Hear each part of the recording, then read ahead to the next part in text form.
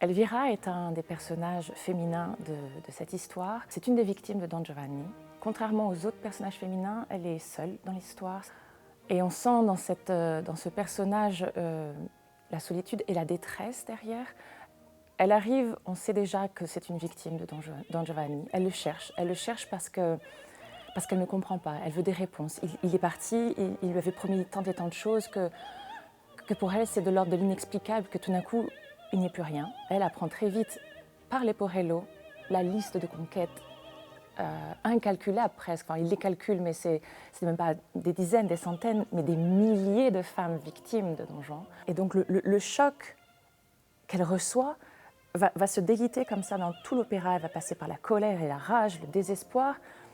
Et ce qui est touchant, c'est que c'est l'amour quelque part qui va triompher, c'est-à-dire que l'amour est plus fort. Elvire, pour moi, est le personnage le plus amoureux de Don Giovanni. Et cette manière qu'elle a de prévenir les autres personnages féminins en les mettant en garde de la nature même de cet homme, c'est aussi de reprendre son honneur de femme avant tout, plutôt que de passer à l'action en faisant quelque chose contre cet homme qu'elle aime. Ce qui est assez fascinant dans cet opéra, c'est que Mozart se joue en fait du côté seria et buffa, c'est-à-dire qu'on passe de quelque chose de très sérieux, de terrible, de tragique, et en même temps avec un humour, parfois une légèreté chez Don Juan et aussi chez Leporello, qui un peu surprend et finalement on finit presque par s'attacher à eux. C'est troublant parce que oui, c'est un homme qui fait énormément souffrir les femmes, les détruit, et en même temps c'est écrit de manière telle qu'on se dit ouais, c'est Don Juan. Ce qui est impressionnant dans le rôle d'Elvire à interpréter, c'est l'endurance que cela demande. Parce que dès le départ, c'est sur les chapeaux de roue. C'est-à-dire qu'il y a cette expression chargée d'émotions dès le départ de cette femme trompée. On sent viscéralement ce qui se passe à l'intérieur d'elle. Sur plus de 3 heures d'opéra à tenir, ça demande une énergie. C'est un feu d'artifice entre ces moments de détresse et presque de nudité vocale ou de désespoir avec le cri du cœur.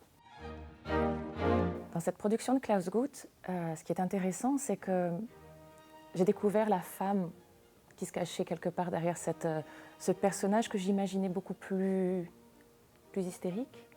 Ça reste dans un côté digne, j'ai envie de dire, d'Elvire, malgré tout. Une autre chose qui m'a aidée, c'est l'obscurité ambiante. C'est-à-dire qu'on est dans une espèce de forêt, et le fait de ne pas être comme ça, en pleine lumière constamment comme un opéra, je trouve que ça met en lumière paradoxalement les sentiments des personnages.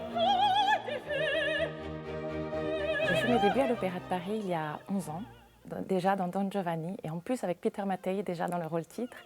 Et j'étais à l'époque Zerlina, rôle que j'ai repris 3 ans plus tard. Et c'est vrai que c'est pour moi très émouvant de revenir ici et de quelque part gravir les échelons dans cet opéra et d'arriver avec un rôle beaucoup plus mature, qui n'a rien à voir avec les personnages mozartiens que j'ai pu aborder par le passé. Et c'est pour moi un challenge et en même temps une joie vraiment profonde voilà, d'en être arrivée là, d'avoir cette espèce de regard sur le passé en me disant oui, c'est un peu le chemin parcouru aussi dans mon évolution vocale. Avec le temps, j'apprécie aussi de pouvoir aborder des personnages d'une profondeur différente. Elvire demande un recul pour ne pas sombrer dans ce côté passionnel. Et je sens aussi que la maturité que j'ai acquise, l'expérience aussi, au travers des années, me permettent aujourd'hui de pouvoir en apprécier les subtilités. Mozart fait partie de mes premiers amours depuis que je suis étudiante. Et là, je retrouve un plaisir de redécouvrir un opéra que je connaissais, mais un rôle que je n'avais jamais abordé. Pour moi, c'est le baromètre de ma voix. Quand on chante Mozart, on sait où on en est au niveau de sa voix. Et quelque part aussi, les femmes chez Mozart, forcément, ont un écho en moi, de par mon expérience de femme, de par aussi les années qui passent. Donc c'est pour moi une forme de thérapie. Don Giovanni, Mozart, je pense que c'est l'un des piliers musicaux qu'il faut avoir expérimenté dans sa vie, au-delà de l'avoir entendu en CD ou à la télévision.